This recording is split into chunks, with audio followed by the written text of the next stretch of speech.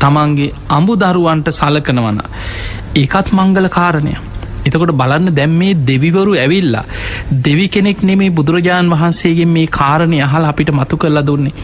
ඔබ අහල ඇති මංගල කාරණය මේ මංගල සූත්‍රයේ දේශනා කරන්න හේතුවෙච්ච කාරණයේදී අවුරුදු 12ක් මිනිස්සු වාද කරගන්නවා රණ්ඩුවෙනවා වාදවිවාද යනවා මොනවද මංගල කරුණු මොනවද මංගල කරුණු කියලා. හැබැයි මේ මනුස්ස ලෝකේ තියෙන ප්‍රශ්නයක් යහපත කියන්නේ මොකක්ද? කොහොමද මේ යහපත් දේවල් සිද්ධ වෙන්නේ? එතකොට බලන්න අපිට පේනවා බොහෝ බුද්ධ දේශනා මේ මංගල සූත්‍ර විතරක් නෙමෙයි බොහෝ දේශනාවල් මනුස්ස ලෝකෙ මිනිස්සුන්ට වැදගත් මේ මනුස්සයන්ගේ යහපත පිණිස උපකාර වෙන බොහෝ දේශනාවල් දෙවිවරු නිසා ලෝකයට මතු වුණා. දෙවිවරු බුදුරජාණන් වහන්සේගෙන් ඇවිල්ලා අහන ප්‍රශ්නත් එක්ක බුදුරජාණන් වහන්සේ ඒ කාරණා විස්තර කරමින් දහම් දෙසනවා. එනිසා මේ මංගල සූත්‍රයේ සඳහන් වෙන මේ කාරණා ගත්තහම මනුස්ස ලෝකේ ඔබට අපිට ඉතාම වැදගත් කාරණ. පුත්ත දාරස්ස සංගහෝ තමන්ගේ දරුවන්ට අමු දරුවන්ට බිරිඳට දරුවන්ට යම් කිසි කෙනෙක් බොහොම සද්ධාවෙන් ගෞරවෙන් ඒ අයට සලකනවන. එතකොට ඒකත් මංගල කාරණය. පිංගතුනි දවසක් සක්‍ර දෙවියෝ මාතලී කියන රතාචාර්වරයට කියන මාතලී අපි නන්දන වනයට ආයුතුයි මගේ රතේ සූදානම් කරන්න කියෝ. මාතලී රතේ සූදානම් කළ බලාගෙන ඉන්නවා සක්‍ර දෙවියෝ තාම එන පාටක් නෑ. ටිකක් පරක්කුයි වගේ මාතලී ගිහිල්ලා බලන මොකද මේ සක්‍ර දෙවියෝ පරක්කු කියලා. බලනකොට සක්‍ර දෙවියෝ මනුස්ස ලෝකේ දිහාවට හැරිලා මනුස්ස ලෝකයට වන්දනා කරනවා. ඒ වෙලාවේ මාතලී කල්පනා කරනවා සක්‍ර දෙවියෝ කියන්නේ දෙදෙව්ලොවට අධිපති. චාතු මහරජික තාවතිස්ස කියන මේ දෙදෙව්ලොවට අධිපති සක්‍ර දෙවියා. කාටද මේ මනුස්ස ලෝකේ හැරිලා වන්දනා කරන්නේ? සක්‍ර දෙවියන්ගේ වන්දනා ලබන්න තරම් කවුද මේ මනුලොව ඉන්නේ? ඒ වෙලේ මාතලී අහනවා සක් දෙවිඳුනි මේ සතරවරන් දෙවියන් පවා ඔබට බොහෝම ගරු සත්කාර කරනවා. තව්තිසා දෙවියන් චාතු මහරජික දෙවියන් ඔබට ගරු කරනවා. ඔබ වගේ දෙදෙව්ලොවට අධිපති මහා පින් ඇති දේවතාවෙක් මනුලොව කාට දැහුව හැරිලා වන්දනා කරේ? අන්නේ වෙලාවේ සක්‍ර දෙවියෝ පළවෙනි ගාථාවෙන් කියන මනුස්ස ලෝකයේ සීල සමාධි ප්‍රඥා වඩන බුදුරජාණන් වහන්සේ වදාළ නිවන් මගේ ගමන් කරන භික්ෂු භික්ෂුණී පැවිදි ශ්‍රාවකයන් අරමුණු කරගෙන මං වන්දනා කරනවා කියන. ගිහි ජීවිත අතහැරලා පැවිදි භාවයට පත්වෙලා සීල සමාධි ප්‍රඥා වඩාගෙන නිවන් මඟ ගමන් කරන බුදුරජාණන් වහන්සේගේ පැවිදි ශ්‍රාවකයන්ට මගේ පළවෙනි වන්දනාවයි කියව. දෙවනි ගාථාවෙන් කියන්නේ ඒ ගහට්ටා පුඤ්ඤ කර සීලවන්ත උපාසකා ධම්මේන ධාරං පෝසින්ති තන් නමස්සාමි මාතලී. මාතලී මම ඊළඟට මනුලෝ වන්දනා කරන්නේ ඒ ගහට්ටා පුඤ්ඤ කරා. ගහට්ටා කියන ගිහි ජීවිත ගත කරන පින්දහම් කරමින් ජීවත්වෙන සීලවන්ත උපාසකා සිල්වත් උපාසකයෝ ඉන්නවා. සීලවන්ත ජීවිත ගත කරන සිල්වත් උපාසක උපාසිකාවන් ඉන්නවා.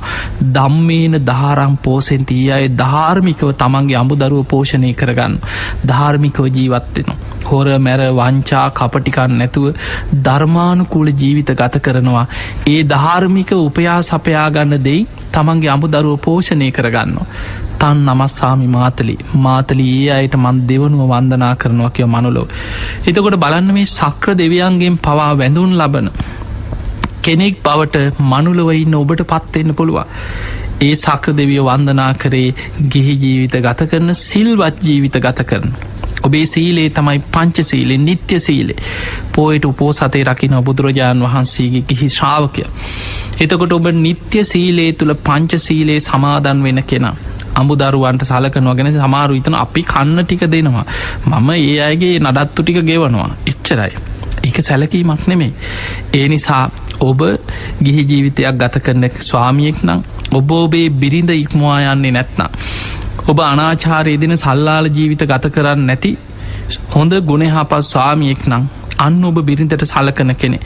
ඊළඟට බුදුරජාණන් වහන්සේ ස්වාමියෙකුගේ යුතුයකම් පෙන්නනවා.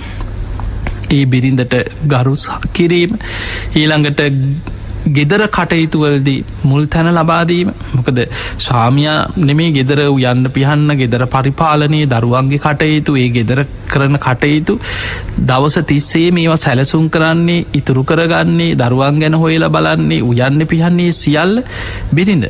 ඒ නිසා බුදුරජාණන් වහන්සේ පෙන්වයි ගෙදර කටයුතු වලදී බිරිඳට මුල් තැන දීම. ඊළඟට ඥාති යාළුවෝ නෑදෑයෝ පිරිස ඉදිරියේ අවමන් නොකළ යුතුයි කියන ස්වාමියෙක් තමන්ගේ බිරිඳට. අපි දකිනවා සමහරලාවට සමාජයේ පිරිස් මැද පාරවල් වල පවා සමහරලාවට අපි දැකලා තියෙනවා පාරවල් වල යනකොට දරුවෝ වඩාගෙන යන සමහර අනේ අතින් එල්ලගෙන සමහර දරුවෝ වඩාගෙන අත් දෙකේ එල්ලගෙන සමහර අයට පාරවල් වලම සමහර මිනිස්සු පාරෙම අල්ලගෙන ගහනවා තමන්ගේ බිරිඳට. එතකොට මේ වගේ දේවල් දර්ශන අපි පාරවල් වල සමහරලාවට දකිනවා. ඒ ගුටි කාගෙන අර දරුවෝ ටික තුරුල් කරගෙන අඬා ඉතින් යනවා. එතකොට එක්කෝ බේබදු ජීවිත නිසා සමහරු බීලා එනකොට දරුවෝ එක්ක ඇඳන් අස්සේ හැංගිලා එක්කෝ දොරවල් අස්සේ බිරිඳ රෑ වෙනකොට පුදුම බයෙන් ජීවත් වෙන්නේ මේ බේබද්ද ආදෑවිල්ලා මොන තරම්ද එක්කෝ දරුවන්ට ගහනවා එක්කෝ බිරිඳට ගහනවා. එතකොට මේ වගේ ස්වාමියෙක් ලැබෙනවා කියන්නේ ඒව සංසාර අකුසල්. සමහරලාවට පෙර අකුසල කර්ම නිසා වෛරක්කාරයෝ ලැබෙනවා ස්වාමිවරු හැටියට. බිරිඳෑවරු හැටියටත් ලැබෙන්න පුළුවන්. ඒ නිසා බුදුරජාණන් වහන්සේ බිරිඳෑවරුත් පෙන්නනවා වදක භාර්යා, චෝරි භාර්යා, ආර්යා භාර්යා. ඒ සංසාර අකුසලයට ලැබෙන අය වදක භාර්යා. සමහර ස්වාමියාට පුදුම විදිහේ වද දෙන්නේ. ඒ ස්වාමියා හම්බ කරගන්න ධනය විනාශ කරනවා. ස්වාමියාට නොයේක් විදිහේ කායික මානසික චිත්ත පීඩාවන් නැති කරනවා. ඊළඟට සමහරලාවට වෙනත් පරපුරුෂයන් එක්ක ඇතිවෙන සම්බන්ධතා මත තමන්ගේ ස්වාමියාට වසවිස දීලා වෙන මිනිස්සු එක පැනලා යන අය ඉන්නවා. එතකොට එවැනි භාර්යාවක් ලැබුණොත් වදක භාර්යාවක් කියන. ඊළඟට චෝරි භාර්යාව, හොර භාර්යාව. ඒ කියන්නේ හම්බ කරගන්න ධනෙ හොරකම් කරන. ස්වාමියා දුක් විඳලා හම්බ කරගන්න ධනෙ හොරකම් කරලා කිසිම වැඩකට නැති සමාජයට රූපලාවන්‍ය වලට හම්බ කරගන්න ධනෙම ඉවරයි. ස්වාමියා දුක් විඳලා හම්බ කරගන්න සියල්ලම නොයේ කාලේපන වලට හැඩ වැඩ වෙන්න ඇඳුම් වලට සියල්ල නාස්ති කරලා විනාශ කරනවා. ස්වාමියාගේ ධනෙ හොරකම් කරනවා. එවැනි භාර්යාවක් ලැබුණොත් චෝරි භාර්යා, හොර භාර්යාව හෙරක් හැටියට පෙන්නනවා. ඊළඟට ආර්යා භාර්යාව ළමා තැනී සමහර ඉන්නවා කිසිම දෙයක් කරන්නේ. එක්කෝ ස්වාමියාට අඩුගානේ උයන්න පිහන්න දන්නේ, ගෙදර වැඩක් කරන්නේ නෑ. බොහෝම නිකන් ළමා තැනී වගේ ආර්යා වගේ ඉන්නවා. බිරිඳක් හැටියට කළ යුතු කිසිම යුතුයකමක් ඉෂ්ට කරන්න හැකියාවක් නෑ. එතකොට මෙන්න මේ විදිහේ බිරිඳක් ලැබුණොත් බුදුරජාණන් වහන්සේ පෙන්නනවා මහණෙනි ඒ බිරිඳත් අකුසල් රැස් කරන. මෙන්න මේ කියපු භාර්යාව 3 දෙනාම අපායගාමී 3 දෙනෙක්. මරණින් මත්තේ අපායට යන්නේ. ස්වාමියාට හිංසා පීඩා කරලා, ද්වේෂයෙන් වෛරයෙන් කටයුතු කරලා මරණින් මත්තේ අපායගාමී වෙන බිරිඳෑවරු හැටියට පෙන්නනවා. ඊළඟට ඒ අතර බුදුරජාණන් වහන්සේ බිරිඳෑවරු තුල පෙන්නනවා මාතෘ භාර්යාව. සමහර භාර්යාව ඉන්නවා අම්ම කෙනෙක් වගේ. තමන්ගේ ස්වාමියාට සලකන්නේ අම්ම කෙනෙක් දරුවෙකුට සලකනවා වගේ. අර මෛත්‍රී, කරුණා, මුදිතා, උපේක්ඛා කියන ගුණවලින් යුක්තව බොහෝම ගෞරවයෙන් දරුවෙක් රැක බලා ගන්නවා වගේ ස්වාමියාට බොහොම ආදරෙන් සලකනවා. ඊළඟට භගිනි භාර්යා. භගිනි කියන්නේ සහෝදරියක් වගේ, නැගණියක් වගේ. බොහෝම තමන්ගේ ස්වාමියාට ගරු සත්කාර ඇතුව ගෞරවයෙන් සාමාන්‍යයෙන් අයියා කෙනෙක් ඉදිරියේ නංගි කෙනෙක් හැසිරෙන්නේ කොහොමද? බොහොම ගරු කරනවා, ලැජ්ජා බයට හැසිරෙනවා. අන්න ඒ වගේ තමන්ගේ ස්වාමියා ඉදිරියේ බොහොම ගරු සත්කාර ඇතුව කටයුතු කරනවා. ඊළඟට සඛී භාර්යා කියන, සඛී කියන්නේ යාළුවෙක් වගේ, ඉහෙලියෙක් වගේ. එතකොට ඒ අතර දැන් දරුණු ස්වාමියෙක් ලැබුණාම ඒ අතර සමහර භාර්යාව වෙන කොච්චර මිනිසයාගෙන් ගුටි කකා වුණත් ඒත් ඒ මිනිසයා මත්තේම දුක් විඳගෙන ඉන්න අය ඉන්නවා. දාසි භාර්යාව ගුටි කකා හරි අර මිනිසයාට කෑම ටික හදලා දෙනවා. කොච්චර සමහරලාට ගහලා අත කඩලා ඒත් ඒ අත එල්ලගෙන හරි ඒ ස්වාමියාගේ කුරෙදි ටික හොදනවා. ස්වාමියාට සියලු ඒ කටයුතු ටික කරනවා. අඩු ගානේ මිනිසයා නොයෙක් දුකකට පත් වුණොත් තමන් දුක් විඳ හිඟමනේ ගිහිල්ලා හරි ඒ ස්වාමියාව රැක බලා ගන්න. එතකොට මේ වගේ භාර්යාවෝ ඉන්නවා. පහුගිය දවසක් අම්ම කෙනෙක් මට කතා කරා. මම ධර්ම දේශනාවකට වඩිනකොට මගේ බක්කුල මහා සෑයට ආධාරයක් දෙන්න. බොහොම සංවේදී සිදුවීමක්. මේ අම්ම මට කතා කරලා මට කිව්වනේ හාමුදුරනේ ඔබ වහන්සේගේ මේ චෛත්‍යයක් හදනවා මෙහිමයි කියලා. මං ඇහුවා මේ බණකට ඔබ වහන්සේමද මේ කතා කරන්නේ? මං කිව්වා ඔව් අම්මා කියලා. ඔබ වහන්සේට ආධාරයක් දෙන්නේ කොහොමද ඇහුවා. ඉතින් මං කිව්වා අම්මා බැංකුවට දාන්න පුළුවන් මෙහිමයි කියලා. ඊට පස්සේ එහෙමම තිබ්බා. ආයි ටික වෙලාවකින් ආයි ගත්තා. අරගෙන කිව්වා හාමුදුරනේ අර කියපු අංකේ නම් දෙන්නකෝ කිව්වා. ඊට පස්සේ මම ලියා ගන්න අම්මා කියලා දුන්නා. දුන්නාට පස්සේ බැංකුවට දැම්මොත් හරිද කියලා ඇහුවා. මට තේරුණා බැංකුව ගැන දැනුමක් නැති අම්මා කෙනෙක්. ඊට පස්සේ මං කිව්වා අම්මා ගිහිල්ලා බැංකුවේ කෙනෙකුට කියන්න අම්මා මෙහෙම ආධාරයක් දෙන්න මෙන්න මේ අංකෙට කියලා කවුරු හරි ඒක කරලා දෙයි අම්මට කියලා. ඊට පස්සේ ආයි පැයකින් විතර ආයි පාරක් මට කතා කළා කිය හාමුදුරනේ මම බැංකුවට ආවා මේ කොළ වගේක් තියෙනවා පුරවන්න මට මේක තේරෙන්නේ නැහැ කිව්වා. ඊට පස්සේ මං කිව්වා අම්මවි දන්න කෙනෙකුට කියන්න එතකොට අම්මට උදව් කරයි කියලා. ඊට පස්සේ ආයි ටික වෙලාවකින් මට ගත්තා අරගෙන හාමුදුරනේ මං ආධාරයක් දැම්ම මට පුළුවන් හැටියට ඔබ වහන්සේට ලැබුණාද දන්නේ නැහැ කිව්වා. ඉතින් මටත් හිතුණා මේ අම්මා සැරින් සැරේ කතා කරනකොට මේ මටත් කරදරයක් කියලාත් හිතුණා. ඊට පස්සේ මං ඒත් ඇහුවා අම්මා කීයක්ද දැම්මේ කියලා මං බලන්නම් කිව්වා. පැටුණාද දන්නේ නැහැ කියලා අහපු නිසා මං කිව්වා අම්මා මං බලන්නම් අම්මා කීයක්ද ආධාර කරේ කියලා. රුපියල් 50ක් හාමුදුරනේ කිව්වා. රුපියල් 50ක් ආධාර කරා කියපු ගමන් මං දැනගත්තා බොහොම අසරණ අම්මා කෙනෙක්. ඊට පස්සේ මං ඇහුවා අම්මා ඇත්ත කියන්න අම්මා මොකද කරන්නේ? අම්මා කොහෙද ඉන්නේ කියලා. ටික වෙලාවක් සද්ද නැතුව ඉඳලා මේ අම්මා කියවනේ හාමුදුරනේ මං පාරක හිඟා කනවා කිව්වා. මං පාරක ඉන්නේ බස් ස්ටෑන්ඩ් එකක වාඩිලා හිඟා කන අම්මා කෙනෙක්. එතන සුයිප් විකුණන තැනක මේ දාලා තියෙනවා කියලා බන සමහරට මේ ධර්ම දේශනාවත් ඒ අම්මා අහගෙන ඇති. ඒ අම්මා කියනවා මේ සුයිප් විකුණන තැනක එතන බන දාලා තියෙනවා මං අන්න එතකොට තමයි ඔබ වහන්සේගේ බණක් අහලා මේ අංකේ ලියාගත්තේ කිව්වා. ඒ අංකේ ලියාගෙන තමයි පහුවදා මට කතා කරේ. ඊට පස්සේ මං විස්තර අහනකොට කිව්වා හාමුදුරනේ දරුවෝ 3 දෙනෙක් ඉන්නවා උන් අවුරුදු ගානකින් දැකලා නැtei කිව්වා. උන් කවදාවත් අපි ගැන බලන්නේ නැහැ කිව්වා. හැබැයි ඉතින් දරුවන්ටත් මෛත්‍රී කරන්නේ කොහේ හරි කමක් නැහැ. මහත්ය ඔත්පල වෙලා ඉන්නේ කිව්වා අංශභාගයට ඇවිල්ලා. කවුරුත් නැහැ කිව්වා සලකන්න. ජීවත් වෙන්න අතක් නැහැ. එතකොට මේ ස්වාමියාට බෙහෙත් කරන්න ඕන නිසා පාරට ඇවිල්ලා හිඟා කනවා.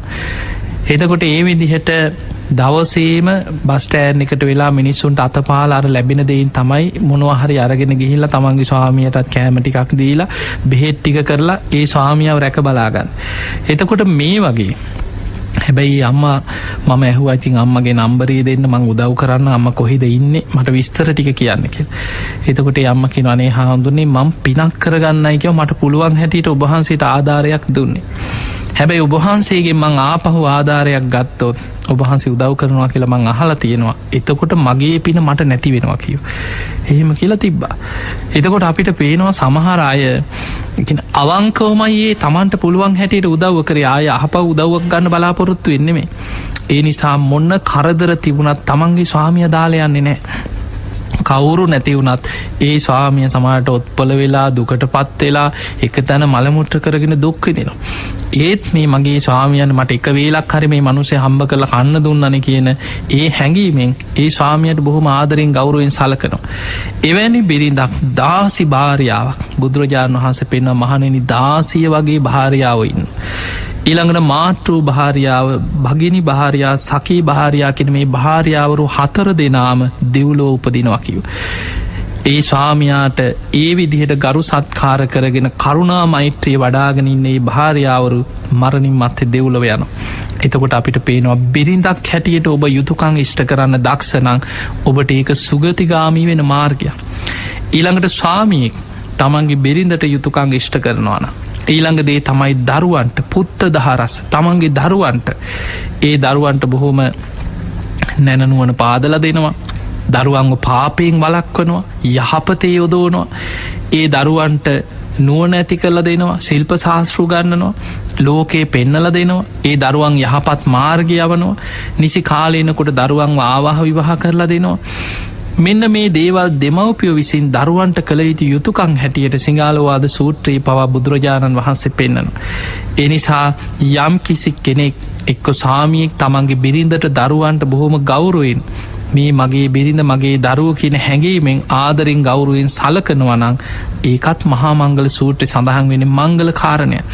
බිරිඳක් තමන්ගේ ස්වාමියාට දරුවන්ට බොහොම ගෞරවයෙන් ඒ යුතුයකම් ඉෂ්ට කරගෙන කටයුතු කරනවා නම් ඒ බිරිඳටත් විශාල පිනක් රැස් වෙන එක මංගල කාරණයක් බවට පත් වෙනවා.